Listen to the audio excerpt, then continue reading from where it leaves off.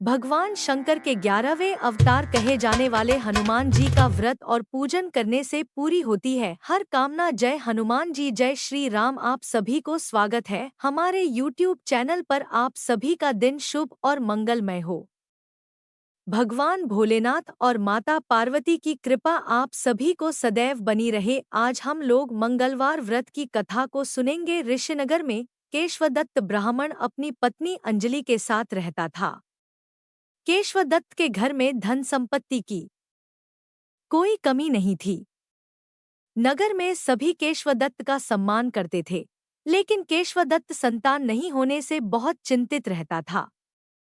दोनों पति पत्नी प्रति मंगलवार को हनुमान जी की पूजा करते थे। विधिवत मंगलवार का व्रत करते हुए कई वर्ष बीत गए। ब्राह्मण बहुत निराश हो गया, लेकिन उसने व्रत करना नहीं छोड़ा।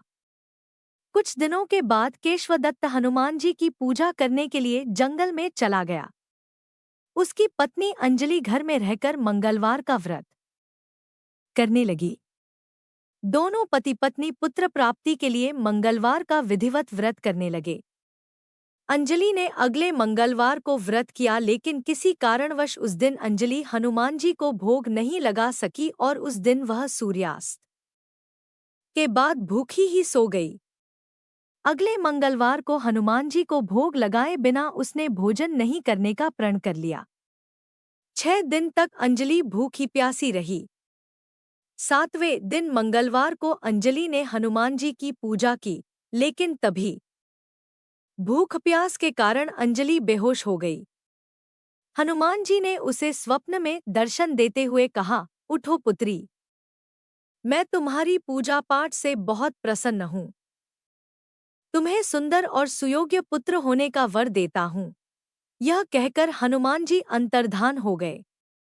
तत्काल अंजलि ने उठकर हनुमान जी को भोग लगाया और स्वयं भोजन किया। हनुमान जी की अनुकंपा से अंजलि ने एक सुंदर शिशु को जन्म दिया। मंगलवार को जन्म लेने के कारण उस बच्चे का नाम मंगल प्रसाद रखा गया। कुछ दिनों बाद अंजलि का पति केशवदत्त भी घर लौट आया। उसने मंगल को देखा तो अंजलि से पूछा, यह सुंदर बच्चा किसका है? अंजलि ने खुश होते हुए हनुमान जी के दर्शन देने और पुत्र प्राप्त होने का वरदान देने की सारी कथा सुना दी। लेकिन केशवदत्त को उसकी बातों पर विश्वास नहीं हुआ। उसके मन में पता नहीं कैसे यह कलुषित विचार आ गया कि अंजलि ने उसके साथ विश्वासघात किया है। अपने पापों को छिपाने के लिए अंजलि झूठ बोल रही है। केशवदत्त ने उस बच्चे को मार डालने की योजना बनाई। एक दिन केशवदत्त स्नान के लिए कुएं पर गया। मंगल भी उसके साथ था। केशवदत्त ने मौका देखकर मंगल को कुएं में फेंक दिया और घर आकर बहाना बना दिया कि मंगल तो कुएं पर मेरे पास पहुंचा ही नहीं। केशवदत्त के इतने कहने के ठीक बाद मंगल दौड़ता हुआ घर लौट आया। केशवदत्त मंगल को देखकर बुरी तरह हैरान हो उठा। उसी रात हनुमान जी ने केशवदत्त को स्वप्न में दर्शन देते हुए कहा, तुम दोनों के मंगलवार के व्रत करने से प्रसन्न होकर पुत्र जन्म का वर मैंने दिया था। फिर तुम अपनी पत्नी पर शक क्यों करते हो? उसी समय केशवदत्त ने अंजलि को जगाकर उससे क्षमा मांगते हुए स्वप्न में हनुमान जी के दर्शन देने की सारी कहानी सुनाई।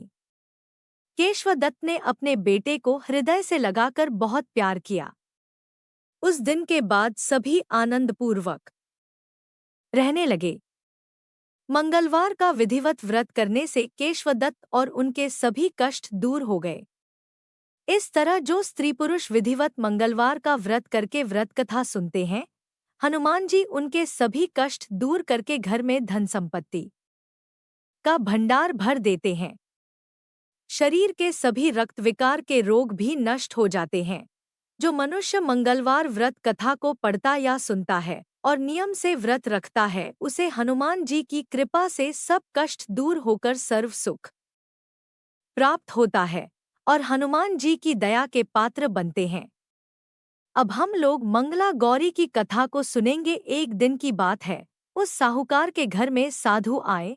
साहूकार ने उनका आदर सत्कार किया और उन्हें अपनी समस्या के बारे में बताया। साधु ने साहूकार की पत्नी को सावन में मंगलवार को किए जाने वाले मंगला गौरी व्रत करने की सलाह दी। साथ में पूजा विधि के बारे में भी संपूर्ण जानकारी प्रदान की। इसके बाद साहूकार की पत्नी ने सावन माह के पहले मंगलवार से ही गौरी मंगला का पूजन व्रत रखना शुरू कर दिया। अब वह हर मंगलवार को विधि पूर्वक व्रत और पूजा पाठ करने लगी। इस प्रकार कई महीनों तक उसने वह व्रत किया। एक दिन उसकी धर्मनिष्ठा से प्रसन्न होकर माता पार्वती ने भगवान शिव से साहूकार और उसकी पत्नी को संतान प्राप्ति का वरदान देने के लिए कहा। साहूकार को उस रात स्वप्न में एक दिव्य शक्ति ने दर्शन देकर कहा कि एक आम के पेड़ के नीचे भगवान गणेश की मूर्ति विराजमान है। तुम उस पेड़ से आम तोड़कर अपनी पत्नी को खिला देना, इससे तुम्हें संतान की प्राप्ति का सुख मिलेगा। साहूकार ने अगले दिन सुबह उठकर अपनी पत्नी को इस सपने के बारे में बताया और वह उस आम के पेड़ को ढूंढने निकल पड़ा। काफी समय तक ढूंढने के बाद आखिरकार साहूकार को वह आम का पेड़ मिला जहां भगवान गणेश की मूर्ति विराजमान थी। उसने आम तोड़ने के लिए उस पेड़ पर पत्थर मारना शुरू कर दिया। पत्थर फेंकने से एक आम तो टूटकर नीचे गिर गया, लेकिन गलती से एक पत्थर जाकर भगवान गणेश की प्रतिमा को लग गया। इससे भगवान गणेश क्रोधित हो गए और उन्होंने प्रकट होकर उस साहूकार को श्राप देते हुए कहा कि हे स्वार्थी मनुष्य, तूने अपने स्वार्थ के कारण मुझे चोट पहुंचाई है। तुझे मां पार्वती की कृपा से संतान की प्राप्ति तो होगी, लेकिन उसकी मृत्यु 21 वर्ष की आयु में ही हो जाएगी। यह सुनकर साहूकार बहुत घबरा गया और वो वापस घर चला गया। उसने वह फल अपनी पत्नी को खिला दिया और किसी को भी इस घटना के बारे में नहीं बताया। कुछ समय पश्चात भगवान शिव और माता पार्वती के आशीर्वाद से साहूकार और उसकी पत्नी को पुत्र की प्राप्ति हुई। इससे उन दोनों के जीवन में खुशी का ठिकाना न रहा, लेकिन साथ ही साहूकार इस बात से भी चिंतित था कि उसका पुत्र अल्पायु होगा। देखते ही देखते वह बालक 20 वर्ष हो गया और व्यापार में अपने पिता का हाथ बटाने लगा। एक दिन घर लौटते समय साहूकार पेड़ की छांव में तालाब किनारे बैठकर अपने पुत्र के साथ भोजन करने लगा। तभी वहां कमला और मंगला नामक दो कन्याएं कपड़े धोने के लिए आईं और कपड़े धोते हुए आपस में बात करने लगी। कमला ने मंगला से कहा कि मैंने इस सावन मास में प्रत्येक मंगलवार को मंगला गौरी व्रत रखने का निश्चय किया है। तुम भी मां पार्वती को समर्पित यह व्रत अवश्य करना। इससे माता पार्वती प्रसन्न होती हैं और आप पर उनकी कृपा दृष्टि बनी रहती है। इसे करने से मनोवांछित वर और अखंड सौभाग्य की प्राप्ति भी होती है। कमला की बात सुनकर मंगला भी इस व्रत को करने के लिए तैयार हो गई। दूसरी ओर साहूकार ने दोनों कन्याओं के बीच यह पूरा संवाद सुन लिया और उसने अपने मन में यह सोचा कि यह कन्या मंगला गौरी व्रत को करती है, इससे इसे अखंड सौभाग्य की प्राप्ति होगी। यह मेरे पुत्र के लिए एक योग्य वधू साबित होगी।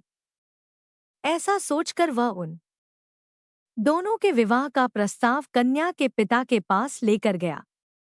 साहूकार की गांव में प्रतिष्ठा और मान होने के कारण कमला के पिता अपनी पुत्री का विवाह साहूकार के लड़के से करवा देते हैं। विवाह के पश्चात भी कमला विधिपूर्वक मंगला गौरी का व्रत रखना जारी रखती है। उसके इस भक्ति भाव से प्रसन्न होकर माता पार्वती एक दिन उसे स्वप्न में दर्शन देती हैं और कहती हैं कि मैं तुम्हारी भक्ति से अत्यंत प्रसन्न हूँ, इसलिए तुम्हें अखंड सौभाग्य का वरदान देती हूँ। लेकिन तुम्हारा पति अल्पायु है, इसलिए अगले महीने मंगलवार के दिन एक सर्प तुम्हारे पति के प्राण लेने आएगा। तुम उसके लिए एक प्याले में मीठा दूध रख देना। उसके पास एक खाली मटका भी रख देना। सर्प दूध पीकर उस मटके में चला जाएगा और फिर तुम उस मटके को ऊपर से कपड़े द्वारा ढक देना। अगले मंगलवार को कमला ने माता पार्वती की बात मानकर एक प्याले में मीठा दूध रख दिया और पास में एक मटकी भी रख दी। सर्प ने आकर दूध पिया और मटकी में जाकर बैठ गया। कमला ने उस मटकी पर कपड़ा बांधकर उसे जंगल में रख दिया। माता पार्वती की कृपा से कमला के पति के प्राण बच गए। इस प्रकार मंगला गौरी व्रत के पुण्य फल से साहूकार का पुत्र श्राप मुक्त हो गया। जब कमला ने घर में सबको इस चमत्कार के बारे में बताया तो सभी आश्चर्यचकित रह गए। इसके बाद साहूकार और उसकी पत्नी ने अपने पुत्र और पुत्र वधू को आशीर्वाद दिया और पूरा परिवार सुख पूर्वक जीवन व्यतीत करने लगा। तो दोस्तों, अगर मंगलवार की कथा और मंगला गौरी की कथा पसंद आई हो तो वीडियो को लाइक, सब्सक्राइब, शेयर करना ना भूलिएगा और कमेंट बॉक्स में जय हनुमान जी, जय श्री राम